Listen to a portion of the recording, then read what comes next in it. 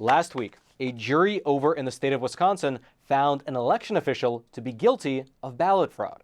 Specifically, this was an election official over in Milwaukee named Kimberly Zapata, who back in November of 2022 fraudulently requested several absentee mail-in ballots and sent those ballots to the address of someone who was not even expecting them. However, not everything is as it seems in this case, and the details are rather strange to say the least. And so let's go through them together. And as always, if you appreciate content like this, which is oftentimes completely ignored by the legacy mainstream news outlets, well, I do hope you take a super quick moment to smash those like and subscribe buttons, which will quite literally force the YouTube algorithm to share this information out to ever more people. Now, in November of 2022, right ahead of the midterm elections, something odd happened. A Wisconsin state representative named Janelle Branchen. She opened her mailbox at home and she found 3 authentic mail-in ballots that were sent there. Quote, Representative Branchen received 3 authentic military ballots to her home addressed to Holly, a woman who has never lived there. Branchen believed this was part of a scheme to steal votes in Wisconsin. And as such, this state representative issued a public alert, which included a photo of the 3 ballots that she received. You can see them up on your screen. An official investigation was then launched by the Waukesha County Sheriff's Department, and after several days of investigating, they discovered that these ballots were not sent by mistake. Instead, it was Miss Kimberly Zapata who had requested them by using fake aliases. Here's specifically how it's laid out in the criminal complaint.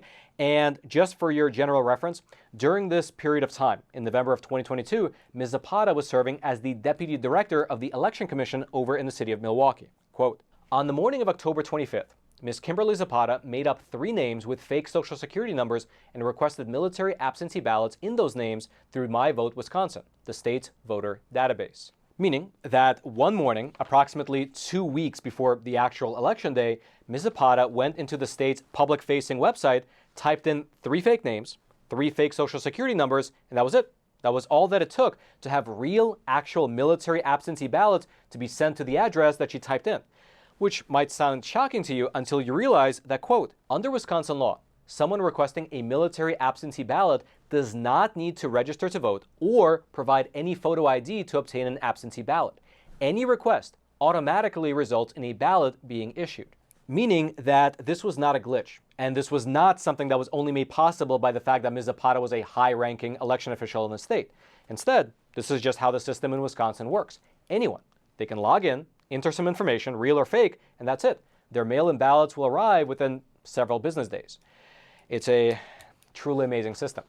Now, at this point, you might be asking yourself and wondering why in the world would she do this? And even more specifically, why would Miss Kimberly Zapata, who was an election official, mail these absentee ballots to the home of a Republican state representative, especially a representative who at one time was trying to decertify the 2020 election results? And this is where the story takes a bit of an odd twist, because according to the criminal complaint, here is what apparently happened. Quote, the Milwaukee Election Commission's executive director sent Ms. Zapata an article on Monday about someone applying for military ballots and sending them to State Representative Janelle Branchen. She sent Zapata a statement from Branchen in which Branchen remarked about how easy it was to receive military ballots, to which Zapata responded, she has a point. Ms. Zapata then told the Election Commission executive director on Tuesday that she created the fake voters and had the ballots sent to the lawmaker to show how easy it is to commit fraud in this manner. Zapata did this because she wanted to make a point that there is fraud in existence. She stated she wanted the truth to come out so that they could focus on actual problems. And so what happened, allegedly, was that the executive director of the election department showed an article to the deputy director, Ms. Zapata, about someone making these fake requests for mail-in ballots and being successful at it. Ms. Zapata looked at the article, and then the subsequent day, she said to her boss that she was the one who did it. She herself requested these 3 mail-in ballots using a fake name and sent those ballots to Representative Branchen, who I should mention at this time was the co-chair of the State Assembly's Election Commission. And so she's the woman who could actually affect some change. Ms. Zapata informed her boss that she was the one who did this. And so this is exactly why this particular case is so odd. Because even though technically Ms. Zapata did commit ballot fraud, she was doing it to viscerally prove that ballot fraud was possible. As the deputy director of the election department, she was sending these ballots to the co-chair of the state legislature's election commission. And so there's really 2 ways to look at it. On the one hand, by the letter of the law, she did commit a crime. But on the other hand, she was attempting to expose a problem. sort of like when you have a manager at a company call up that company's customer service line in order to expose potentially bad service. And so in this scenario, what do you do? Well, I don't know what you would do, but the city of Milwaukee, well, they threw the book at Ms. Zapata. To start with, as soon as the criminal complaint was made public, the mayor of Milwaukee, Mr. Cavalier Johnson, he came out, he gave a public press conference saying this in part, quote, "I will not tolerate and certainly will not defend any misrepresentation by a city official involved in elections. It does not matter to me that this might have been an effort to expose a vulnerability that state law created.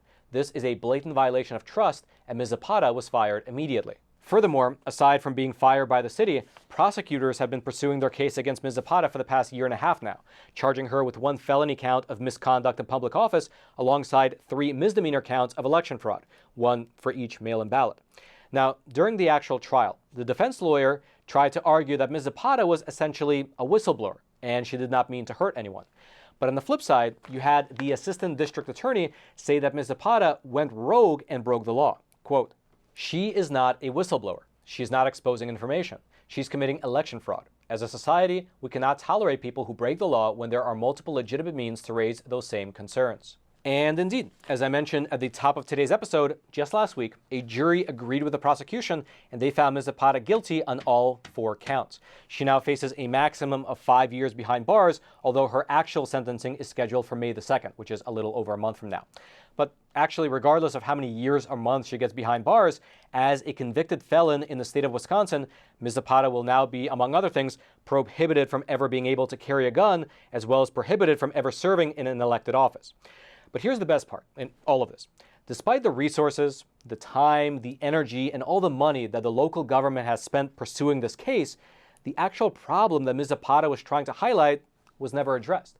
They successfully pursued charges against her for the past year and a half, but to this very day, anyone can still head on over to the public-facing My Vote Wisconsin website, and they can order as many absentee military ballots as they wish, which might actually help to explain why the whole whistleblower argument did not work. Because the problem isn't that the officials in Wisconsin aren't aware of the loophole, it just seems that they are perfectly okay with it. If you'd like to go deeper into the details of this particular case, I'll throw the links to my research notes. You can find them down in the description box below this video. And also, I'd love to know your thoughts. Do you think that Ms. Zapata was a genuine whistleblower in the state of Wisconsin who was just trying to get this loophole fixed? Do you think that the judgment against her was fair? Or do you believe that the state was correct to pursue the charges against her to the very end because she did, after all, break the letter of the law? I'd love to know your thoughts. Please leave them in the comments section below. I'll be reading through them this weekend as well as early next week. All right, just to pause here for a super quick moment. Listen, if you're trying to eat healthy, then probably you're eating a lot of fruit, and that's great. However, allegedly, there's a mistake that a lot of Americans are making which can counteract all the health benefits of fruit. Because while some fruits can help with constipation, reducing bloating, and even to help burn off calories, other fruits might actually be wrecking your digestive system and lowering your energy levels. And in terms of which fruit are which and how the biological processes actually play themselves out, well, Dr. Stephen Gundry, the sponsor of today's episode, he has a phenomenal video presentation that's been watched by over 20 million people laying out exactly that. Which fruits to keep and which fruits to eliminate from your diet in order to increase energy levels, decrease brain fog, support digestion, and to even lose weight. You can check out his presentation over at thehealthyfat.com/Roman B. Check it out. His presentation can help you lose weight and keep it off.